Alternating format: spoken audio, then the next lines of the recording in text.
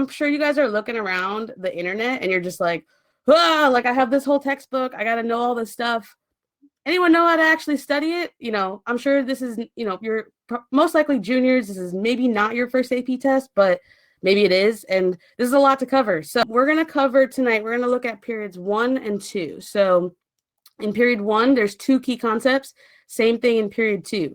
So listen, guys, whether you're watching this on your phone, on your computer, on a tablet, I highly recommend that you take some notes, because ultimately period 1 is 5% of the exam, which doesn't seem like a lot, but is gonna be on the test.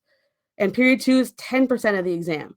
So grab a piece of paper. You should handwrite this. Handwriting things will stick in your memory better than typing.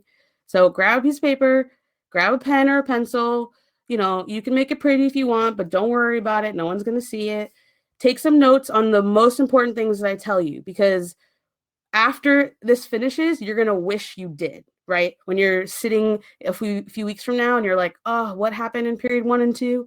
Like, just take some notes right now. That's going to really help you keep track of what you're doing. So let me see. Let me see one, if you are taking notes, if you are getting ready or you're about to go get some paper. Look at that. Look at these note takers. Yes, these are some awesome students. You guys are totally looking for 4s and 5s. Like, that's the goal here, is that you guys all get 4s and 5s because you saw these reviews. Like, I'd love that to happen. So if you don't already have pen and paper, grab some, because I'm jumping in. Ready?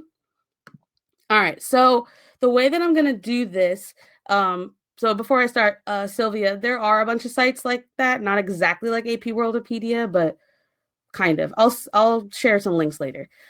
Okay, so in terms of period 1, so period 1, we're looking at 1491 to 1607. So this is the first time period. The first key concept is basically about the fact that Native American tribes and these different populations were distinct from each other. They're complex, right? And they have like unique, traditions, unique cultures. And you can see that if you look at, and I'll show you a map after this, you can see that, within the different regions, you have the Southwest looking like, with the spread of maize and the pueblos. You've got the Great Plains, like living mobile lifestyles, like, right, have that like open area. You've got the Northeast that looks like a focus on agriculture and hunter-gatherers, the Iroquois, the Algonquin. And then you got the Northwest with fishing. That's more about the sea. You've got the Chinook, the Nez Perce. So it's like each of these different societies, and here's a map of a bunch of them. You don't need to know every single one, okay? So don't try to like memorize them all. But if you know at least 1 or 2 in each of these colors, like maybe at least 1, like you're in a good spot, because those are all evidence points that you can use in LEQs, in DBQs, or whatever. But like those are key terms that you're going to be able to toss in if it comes up. So, keep in mind, we have these different, they're basically like they're all different civilizations. They speak all different languages. They have different traditions, different systems for politics, for economics, for all these different, parts of society. So keep that in mind, that like, we think of Native Americans sometimes as like one group of people, but they're not. They're a lot of different groups of people. And this right here is like the most important piece, like that exam tip at the bottom. Like that's the most important part of this key concept. Europeans did not recognize that diversity. Like they don't walk into the Americas and think like, oh, look at all these different groups of Native Americans. They're so different from each other. Like we should respect that. Like, that didn't happen at all. You have the Europeans just kind of judging them and lumping them all together as like one group of people. And that is going to lead to ways in which they treated them poorly, right? It's easier to like really like underestimate and disrespect a group of people when you don't value their traditions, like you don't respect their culture, right? It's really easy to like pass them off as just like, whatever, you don't understand them. And that's kind of what the Europeans did. And so that exam tip right there, that's kind of like a good like analysis point of something that could come up. Becky, there should be sound. Try refreshing. Hopefully everybody can hear me. So just try refreshing yours and it should come back in. So that's key concept 1.1. So we're already 25% of the way through this. We are hearing nothing. That's not good. Yeah, just try refreshing because it should work. All right, so in terms of key concept 1.2, basically the Columbian Exchange changed everything. Exchange changed everything. So the Europeans explored and eventually conquered the New World for three reasons. And these are kind of the three easy ways to remember them: gold, God, and glory, right? They're looking for wealth and like new markets and resources. They're looking to spread Christianity, and they're looking for that like military strength. Ultimately, they're really trying to like keep up with what's going on in Asia, because the Asian markets and the Indian Ocean are killing it and Europe's falling behind. And so they're trying to find ways to keep up. And so they just start to travel west in hopes of reaching those Asian markets. They don't, because, land. So Columbus, not a great guy, but is an important like turning point in history. And he gets a lot of this credit, even though definitely committed genocide. But, I guess that's an aside in these AP classes. So in terms of what does the Columbian Exchange bring? So you're going to get, what did you say? Is the earth flat or round? Definitely round. And also the people then did not think that it was flat. Nobody thought it was flat for like over 2,000 years. Total myth. So do you have to know all the explorers? So all of those become evidence points. Like they could come up, but I think in general, just knowing that Europeans explored in this time period, and these are the three reasons why. And you can connect any of those explorers to that. So really, when you're studying, tie yourself to these bigger ideas. Like what I use to do this slideshow are the College Board key concepts. I also used some prep books to kind of like help, but I'm really focused on the key concepts because that's what's going to be on the exam. So in terms of new crops, you've got new crops flowing every which way. But this is really going to affect Europe and, basically Afro-Eurasia. The population is going to grow immensely over there. And then the transition from feudalism to capitalism will also happen in this time. But like, these are tiny points for you. So remember, this entire section right now, 5% of your exam. So here is a picture of the Columbian Exchange. Did you take AP World History? Drop a 1 in the chat if you took AP World. So this picture probably looks familiar to you. Perfect. So if you guys took AP World, you know that about the Columbian Exchange, and you have a pretty good sense of what it was and how it worked. So you've got goods flowing both ways. It's gonna, basically more food equals more people. So except when people succumb to disease first. So ultimately, the population in the Americas will go up, but not at first. At first, it will go down a lot because of the disease that's coming over. So you've got crops going both ways, you've got ideas going both ways, and you've even got diseases going both ways, but you mostly have disease coming from the like old world to the new world. How did new crops lead to the shift to capitalism? So with new crops comes new opportunities, right? And when people start to see new opportunities, you shift towards that. In the feudal society, those opportunities didn't necessarily exist. Those markets didn't exist. Those resources didn't exist, or they were harder to come by. With all these new resources, other people can kind of like get in the game. So it changes like how people are going to be like focused on economics. Why was European population growing if disease were spreading? So in Europe, more people were like benefiting from the food rather than succumbing to disease. So even though diseases were spreading, like something like, I think it's like syphilis that goes from the new world to the old world, it's not going to kill them. And so, yeah, okay, so I was right. Right, so they're immune to most of the diseases. And so for the most part, the population is going to increase because more food equals more people. But the diseases in the, and James, I'm not going to totally recap, so just stick with me now and then you can check out the replay later. So most of the diseases going into the new world are brand new, and the natives don't have the immunities to them, and so they're not able to survive. While if someone in the old world caught smallpox, could be devastating, but more likely than not, they'll be okay. So that's pretty much the Columbian Exchange. In terms of AP US history, you don't actually have to know a ton about it, other than the fact that it happened and it changed a lot for the world, right? That populations changed, and you can talk about population in the Americas going down at first, and populations in Afro-Eurasia going up. But they're not going to ask you too much about that. That's definitely more AP world. We're also going to see improved international trade and the use of like joint stock companies. So a joint stock company is awesome because instead of you taking all the risk in like traveling and participating in trade, like you're paying for all the stuff that you're transporting. So if something happens, you lose. A joint stock company allows other people to become shareholders in your venture. So you can really like share in that risk, share exactly multiple investors. So more people are able to like get in the game, like I said, and also you can spend more money because more people are putting that money in. Are there ever FRQs on this period? You might see, you're definitely going to have like one multiple choice set at least on this time period. Within the SAQs and the LEQs, the LEQ could have an option that includes this time period. I believe that's how it's been changed.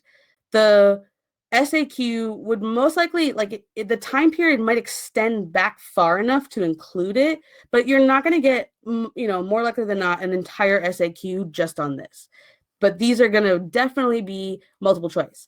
So it's important not to skip because you want to pick up all the points you can possibly get, Like that's how you get a 4 or 5. Like don't skip out on any points. Anything you can pick up, grab them. All right. So are there important explorers necessary to know about? The key concepts mention Columbus, and they mention maybe a few others like Henry the Navigator, but like for the most part, not really. I mean, again, evidence points. If you know them, awesome. If you don't know them, you are most likely not going to like lose a point on there. Would it be smart to familiar with concepts regarding mercantilism? Yeah, you should definitely know what mercantilism is, and then kind of some of the surrounding things like capitalism. All right, let's keep pushing forward. So, like I had said before, Spanish exploration of the Americas is going to lead to widespread disease that's going to completely wipe out Native American populations like we've never seen before. In some cases, this is referred to as the Great Dying, right? It's like, and actually, there's even like question now over whether or not it was smallpox that really was the factor that killed most of these people. Yeah, it could have been measles, but there was something about, I forget what it was. I'll have to try to think about it. But we're not even sure. It's hard to study diseases from the past, like they don't necessarily exist in their form anymore. But from what we understand, smallpox, measles, these are the like typical ones. Totally wipes out populations. They are not going to survive because of these things. Estimated number of deaths, I don't know off the top of my head. It's a pretty high percentage. I want to say it's like 80-something% of the population. If someone knows the answer to that question, please feel free to jump in. That's just like not something I know on, I don't just know that.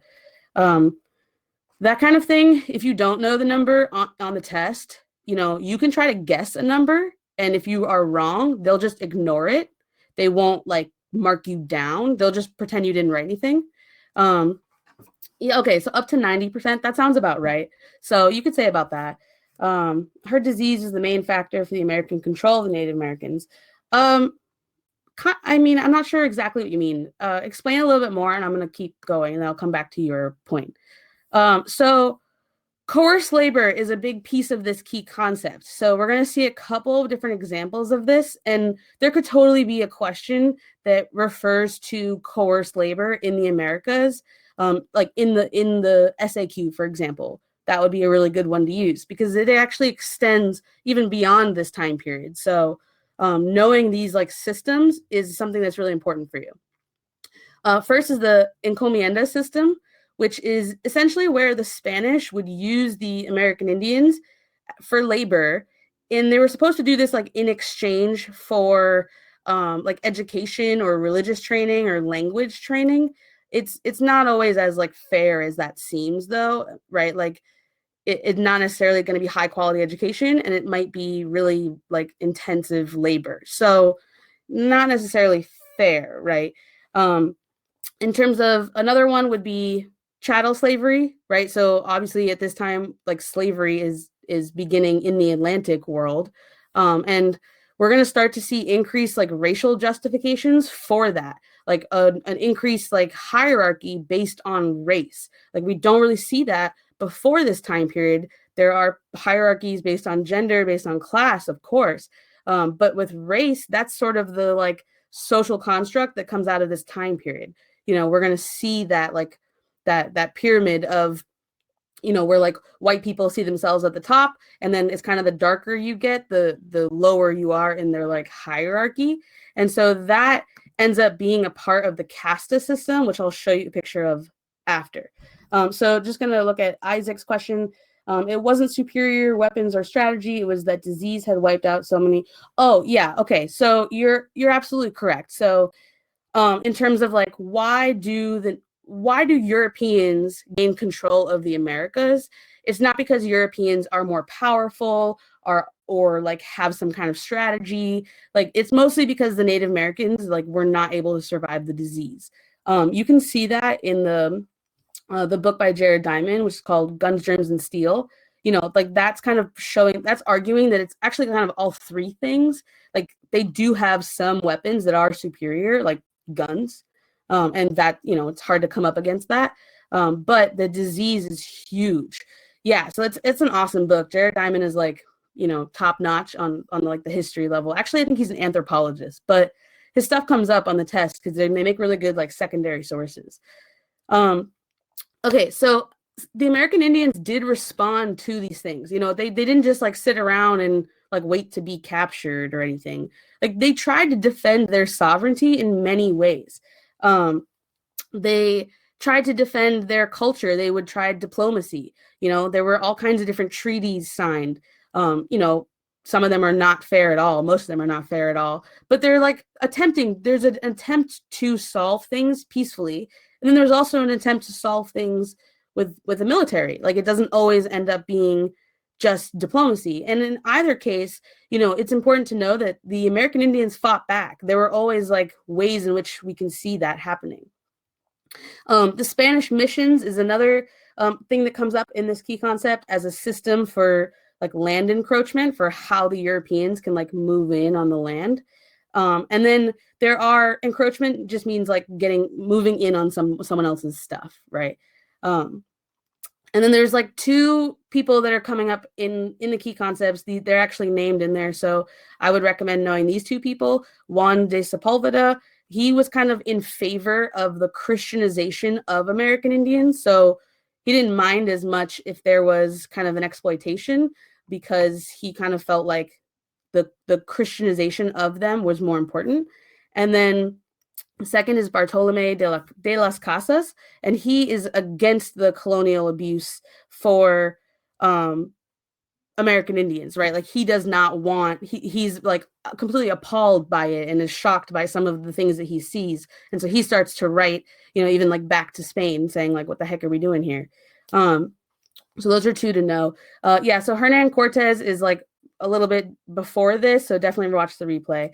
And Sylvia, your question, Guns, Germs, and Steel, it mostly is this time period. It's just kind of like a theory as to why do Europeans come out on top in this time period? Like, what if it happened the other way around, right? Like, you know, we can look at an alternate history there. And so that just provides a theory for why.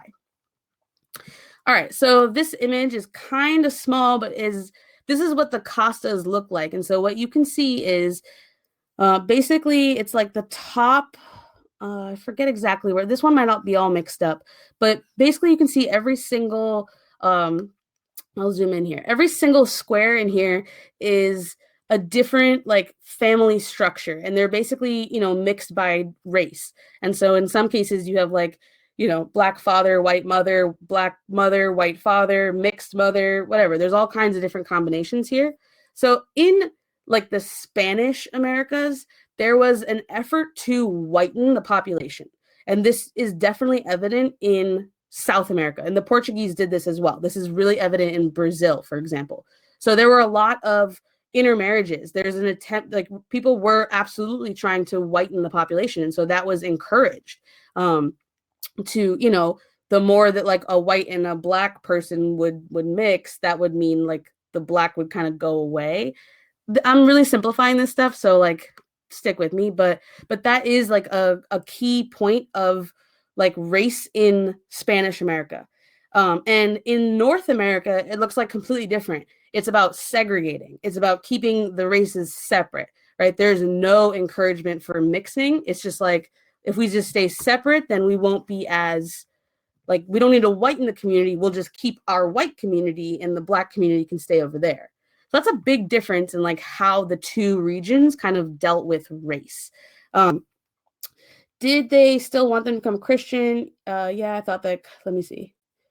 Yeah, so I think that he definitely wants them to become Christian. Like, I'm not trying to give him like full, you know, I mean, I don't know if he like wanted all good things. I'm not entirely sure. But the thing to know about him is that he was really upset with the exploitation, whereas Sepulveda was a little bit more focused on the Christianization and kind of was okay with the methods for that. All right, so increase in mestizos. Yeah, so that's part of this, right? So as part of the castas here, you've got the different hierarchies of race, right? The like mestizo, mulatto, right? You have those different like terms that come about, and those are just labeling different mixes of people. And so that is evident in Spanish America. We don't see it in the northern parts of America. So some period one takeaways. So this is the end of period one, and then I'm about to get into period two. So everything that's highlighted, this is like, if you remember 5 things from this period one, you're solid. Native American tribes had complex societies. Europeans wanted wealth to spread Christianity and to gain military status. Like those were their, like, you know, that's their motive. God, gold, glory. Europeans and natives were not besties. That's an obvious, right? Like they're like not getting along. There's all kinds of rifts between them, misunderstandings, conflicts about all different types of things. The Columbian Exchange changed everything for everyone. Like total game changer in terms of everything. I mean, so like if you took big history at some point, if you took big history, drop a 1, just so I can see. So awesome. So yeah, so big history is just like a specific class. I knew that Sylvia took it because I taught it to her. And it's just basically like a it kind of looks at, oh hey Quest, it looks at a overview of like all of universal history, and in it has like big time periods, and there aren't that many that have to do with, you know, like human society, but the Columbian Exchange is a big shift, and that's an important one to know.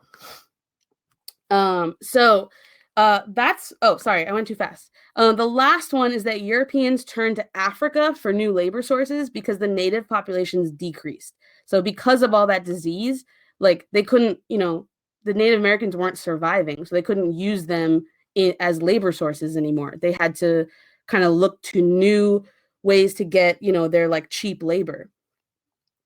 1 question mark. So these are basically the period 1 takeaways. If you've got any questions, drop them in. I'm going to keep chugging forward just to, you know, keep moving forward. That's period 1. We're now moving on to period 2, and there's a little bit more for period 2. So I'm going to try to do it in a little bit less time than period 1 took without rushing. So that's everything you have to know for period 1. Have you read A People's History of the U.S. by Zinn? I actually personally have never read it. And that's something that is on my list of like, what am I doing? I need to read that. So apologies there. All right, period 2, 1607 to 1754. So this is just like everything in those like early colonial times. 2.1 is all about the European colonization of North America. So there's a difference in the different in the ways that the like different European nations conquered the Americas, like how they came in through that, and what they were looking for, how they actually like what they did while they were there, how they treated others. So the Spanish were really focused on extracting wealth. The Castas system is also a piece of this. We had talked about that before, what Spanish America looks like in terms of the like intermingling of races. And then also with the Spanish, there's a strong sense to convert to Christianity and to just like incorporate the cultures that they're seeing, kind of like mix them together. So that's the Spanish. The French and the Dutch are going to look a little bit different.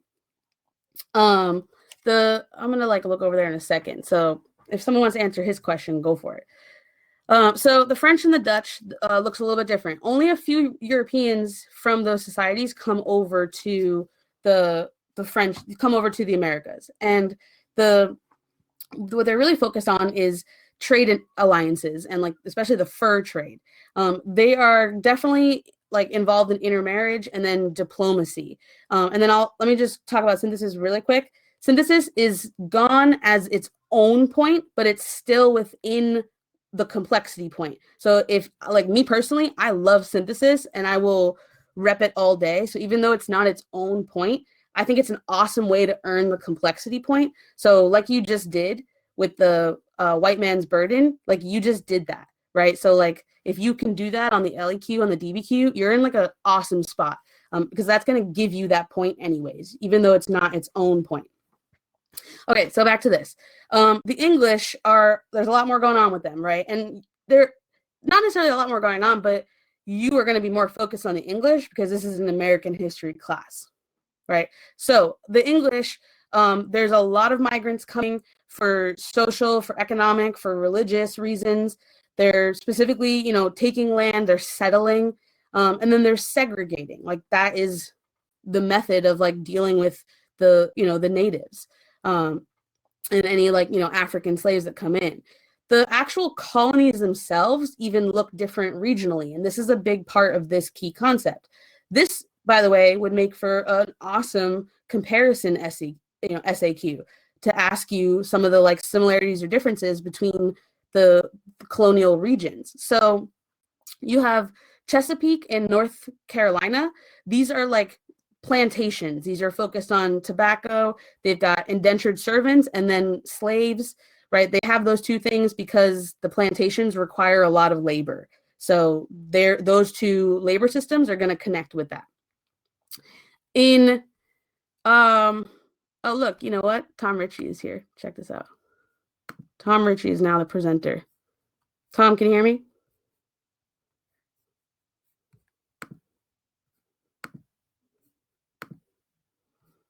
Oh, well, all right. I don't know where he just went. Okay, well, whatever. He might come back in.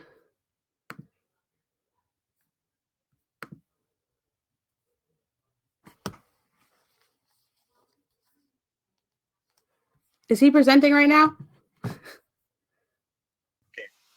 Oh, here we go. Okay, so I just had to turn everything on. So, no.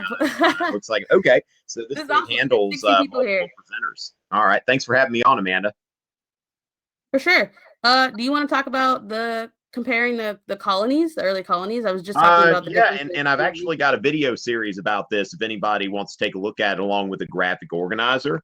And I think that one of the big things here is, of course, Amanda went into some of these general comparisons that you can make, but then also if we think about like the specific comparisons. So for example, if you look at the French and the Spanish, now of course the French had a much better relationship with the Indians and the Spanish, but then there are also some commonalities. So when you look at the French and the Spanish, you've got the French and the Spanish were both Catholic, and they both had state-sponsored programs of evangelism. And so then you look at the Dutch and the English, and they are Protestant. And while there were certainly some Dutch and English missionaries, there wasn't the same kind of thing as far as, an organized program of evangelism. And really the Dutch pretty much wanted to trade, whereas the French wanted to trade like the Dutch. So if you're comparing here, it's like the French and the Dutch both wanted to trade, but the French wanted to evangelize as well, whereas the Dutch primarily wanted to trade. So that's something the Dutch are bringing in more colonists. Now, the English, of course, are bringing in the most colonists. And I always like to use a general pattern analogy: lead me, follow me, or get out of my way. Whereas with the French, lead me. We want to trade with you. Show us how to do your culture and all that. So the Spanish, their priest would be based on missions, and the Indians would come to them. Whereas the French Jesuits would actually go out and live among the Indians, and evangelize. Whereas the English, it's more of a get out of my way, that the English are just pushing the Indians back, and by far are the most populous and the most aggressive as far as colonization, which explains why the French, had such a better relationship, because the French didn't pose a threat. They didn't really bring families. They just brought, mostly men, and some of those men being willing to intermarry and, of course, have these ongoing trade relationships with the natives that they encountered. Whereas the English, they're bringing their wives, their children, and they really don't have a whole lot of use for the Indians, because they are growing crops and they are trying to sell those to Europe. So yeah, Amanda, it looks like you've got a pretty cool thing here, and I appreciate you letting me drop by. Yeah, for sure. You definitely know a little bit more of the details. I'm much better with the larger themes, the big pictures. So All right, we can tag team this. Well, glad I can help. Thanks for letting me drop in. Yeah, no problem. See you later.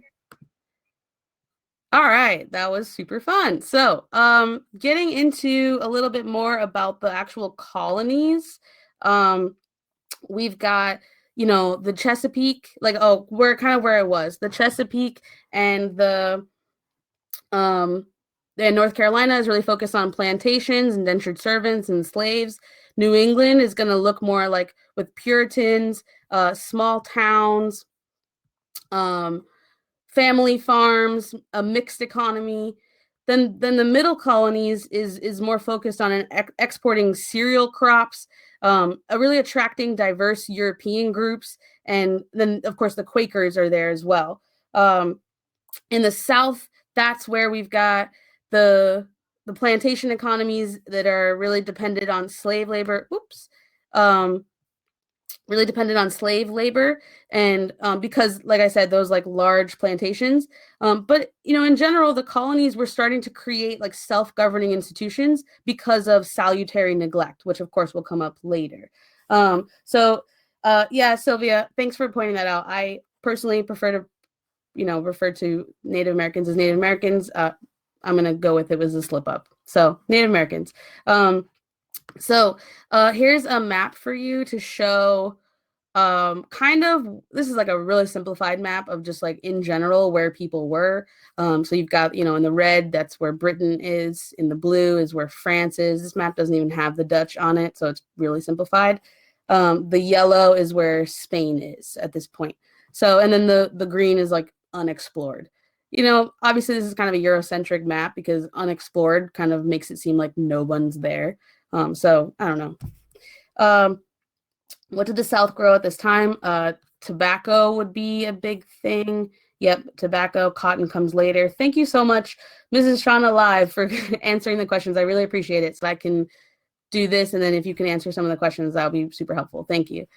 All right, so the Atlantic economy exchanged goods and enslaved Africans and American Indians between Europe, Africa, and the Americas. So the slave trade begins in 1619. And then, of course, there's triangle trade and mercantilism that's part of this. Do you need to remember that year?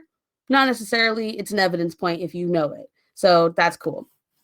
So here's a picture of the Middle Passage. Don't ever forget of how we, I say we, but how Africans were treated at this time. They were treated as cargo, as property, right? So it was just a matter of how many can you fit in the boat, because then you make more money when you get to the other side. There is absolutely no respect for human life, for the cultures, for any part of that. So, I personally like to really just draw attention to that. It should not be overlooked as just something you have to know.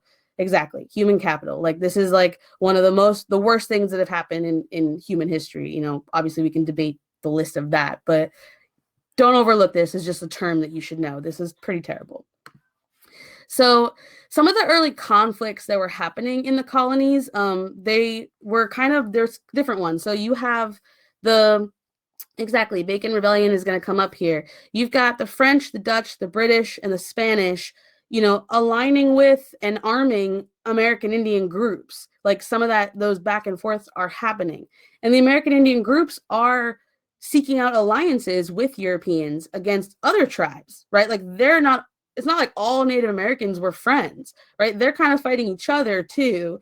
And so there's a lot of different webs of alliances happening. And so some of the examples are the Beaver Wars, the Chickasaw Wars. I'm not going to get into the details. You've also got other conflicts over land and boundaries kind of happening in New England. That's King Philip's War. I actually am from central Massachusetts, and there are in the forests where we grew up, there was all kinds of weird old gravestones from that war, which is just kind of a weird thing to grow up around. And then of course you've got the American Indian resistance to the Spanish happening with the Pueblo revolt. And then awesome, shout out to Taunton. So and then you've got Bacon's Rebellion, which is the indentured servitude backlash, right? The frustration. So you can definitely see that something that's happening in this time period is just tensions are brewing, right?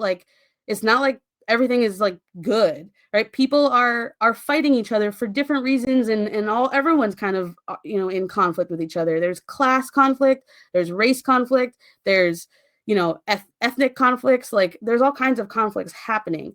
And is the Bacon Rebellion about bacon? Not really. It's just this guy named Bacon who, Nathaniel Bacon, who helped lead this revolt against the governor of Virginia. So this is an awesome thing to know for this time period, and specifically knowing that it's this time period and not later. This is an easy one to get mixed up with some of the later rebellions that happened. So just know that Bacon is earlier. All right. So this is getting into key concept 2.2. So we're doing awesome here with time. So we've got what's happening in Britain and in their colonies is really European religious and ethnic pluralism in the colonies. So because of all these new people coming in with new ideas, the first Great Awakening is gonna spark. This is George Whitefield or Whitfield, I'm not sure. And the spread of Enlightenment ideas is happening as well in this time period. And so there's just kind of pushbacks on the norm, on the religious norm, on the society's norms, right? So again, anything that I'm talking about, you could go in depth on any of these things. You could take an entire class in college on the first Great Awakening, but I'm not going over every single detail. I'm just trying to give you a good overview of everything, and then you can kind of pull in more pieces where you need to. So first Great Awakening is happening at this time. Here's a nice picture of the George Whitefield. What is ethnic pluralism? This is when you have more than one ethnicity. So it's more diverse. Something else that we're starting to see in this time period is the I can't even say it. Basically, the colonies are becoming more British, right? So they're kind of taking over the a lot of the systems that are coming up in the colonies, like the House of Burgesses, the Maryland Toleration Act. These are things that are kind of they're modeled off the British way of doing things. To answer your question, not all white people are the same, right? So diversity does not just mean race. Diversity means religion, means class, means all kinds of different backgrounds, belief systems. And so as more and more people come into the US, even though a lot of them are white, they're not all the same. They don't all agree. They don't all have the same backgrounds. And so that pluralism leads to new ideas. So, here's a picture of, some of the early systems, it's just kind of another example of a bunch of white dudes sitting around a table making decisions. And the colonies started to do this too, right? Britain was doing it. Now the colonies are doing it. Are those examples of democratizing the colonies? Yes. And when did this happen? Right around this time period, right in here. Synthesis idea? Hell yeah. This is definitely I think you could connect this to a bunch of different things. So race in the colonies. So all of the British colonies, up to the north, all the way down to the south, they're all involved in the slave trade, every single one of them. Even though the North might back out of that before the South, it's not like the North is like has never been involved in it. There were slaves in the North as well, and that's something that you shouldn't forget. The Southern colonies started to create racial laws to like continue the oppression. Even in like Barbados, we start to see like black codes in order to like keep exactly like slave codes, to keep things segregated, to keep the Black population oppressed. And then you do see Black resistance. Like, it's not, again, just like the Native Americans, it's not like things happen to them. Like, they fight back, and we don't necessarily hear as much about those things. So there's a couple examples of rebellions or revolts. And then also there's syncretic religion as a way to fight back. Syncretic religion is when you take two different religions and it's kind of blended together to create something new, right? It takes pieces of those two, and then it just kind of like brings together those two to form a new blended religion. So an example of that would be like, Sylvia, that's awesome. An example of a syncretic religion would be like Sikhism, right? That's like Hinduism and Islam. So that's the two of them together, and it's neither of them anymore. It's a new thing. So this like voodoo, the Vodun religion, is like West African spiritualism mixed with Christianity. And so those two things together create something new. It's neither of those other things anymore. It's something brand new. And this is a way to fight back. This is a way to take on the Christian ideals that are being forced onto you, but kind of morphing them into a way that is much more connected to your own tradition. It's not synthetic religion, it's syncretic religion. So no, it's like syncretic religion is a form of Black resistance, right? So that's exactly. So they're connected, right? That's an example of it. All right, so period 2 takeaways. So these are the most important pieces, and if you are thinking about logging off, don't, because then right after this slide, this is when I have something good for you. So period 2 takeaways. You've got different goals from the Spanish, the Dutch, the French, the British, right? Tom Richey just told us about some of the real specifics about them. But in general, they've got different goals, and those are shaping the colonies. And they're shaping the way that the colonizers interacted with American Indians. And then also you've got conflict. You have conflict for like competition for resources, for example. You've got like European versus European, and you've also got European versus American Indian. And you can see both those. You've also have American Indian versus American Indian. I guess I just didn't write that one. So you've got them all. In terms of, the colonies themselves, they have regional differences. That is something to remember. And then I just kind of like pinpointed a couple terms here. In New England, you've got Puritans, small towns. In the middle colonies, you've got cash crops and more religious tolerance. And in the South, you've got plantations. Another important piece of this time period is the African slave trade. It's growing extensively, right? It's leading to this like triangular trade that kind of like, the Europe, Africa, Americas, triangle. And then finally, England is using its colonies to get raw materials for its manufacturing. And the colonists, like, they don't love this. Like, they don't love being exploited. So they start to have their own forms of resentment, right? They're already starting to push back. Like Bacon's Rebellion is kind of an example of that, the Great Awakening.